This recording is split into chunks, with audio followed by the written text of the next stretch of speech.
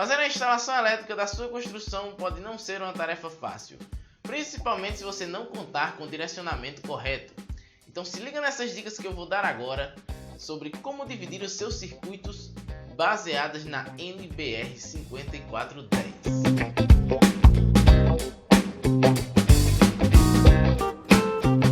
Olá, eu sou o engenheiro Nicolas e você está assistindo ao Saber Engenharia.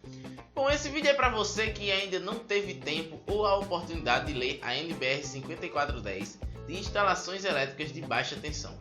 Então vamos lá. A primeira coisa que a norma nos diz é que uma instalação elétrica bem feita deve ser dividida em partes menores, chamadas circuitos elétricos.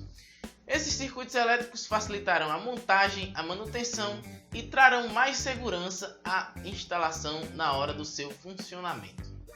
É importante que a divisão dos circuitos seja feita de maneira equilibrada em quantidade de potência. Isso ajuda a evitar componentes robustos, bitolas muito grandes, disjuntores muito grandes, o que nos gera uma economia na obra. A norma também pede que os seus circuitos sejam montados de maneira que possam ser seccionados individualmente, ou seja, ter o seu funcionamento interrompido sem que um interfira no outro. Além disso, eles devem atender às seguintes exigências. Segurança. Por exemplo, a falha de um circuito não pode privar a alimentação de toda uma área. Conservação de energia.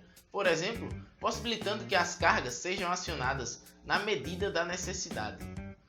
Além disso, devem atender às exigências funcionais, possibilitando a criação de ambientes diversos, como auditórios, sala de reuniões, sala de estar e etc. Temos ainda as exigências de produção. Isso vale mais para indústrias ou fábricas, pois deve-se evitar o mínimo de paralisações possíveis, assim evitando prejuízos. E por último, temos as exigências de manutenção. Os circuitos devem permitir a inspeção e o reparo com facilidade. Bem, conhecendo essas exigências, vamos agora falar de como fazer a divisão dos circuitos.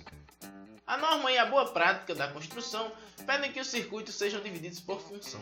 Ou seja, você faria a divisão assim: circuito de tomadas, circuito de iluminação, circuito de climatização, ou ainda, se na sua edificação possui um equipamento muito robusto que precisa de uma atenção especial, você pode fazer um circuito específico para aquele equipamento.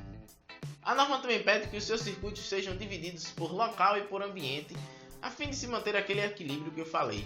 Isso vai variar dependendo da quantidade dos ambientes e do tamanho de cada um deles. Ou seja, podem ficar vários circuitos para um ambiente só ou vários ambientes para um circuito. Vejamos esse exemplo. Esse é um projeto de um grande auditório. E como nós poderíamos dividir os circuitos desse auditório? Primeiramente, iríamos isolar os circuitos de iluminação. E poderia ser iluminação direita, iluminação da esquerda, iluminação centro-direita, iluminação centro-esquerda, iluminação do palco e no fim totalizaria aí 5 circuitos de iluminação. Agora os circuitos de tomada. Os circuitos de tomada poderiam ser tomadas da direita, tomadas da esquerda e tomadas do palco. Um total de 3 circuitos. Também poderíamos fazer circuitos isolados para os ar-condicionados. Então seriam circuitos ar-condicionado da direita e circuito ar-condicionado da esquerda.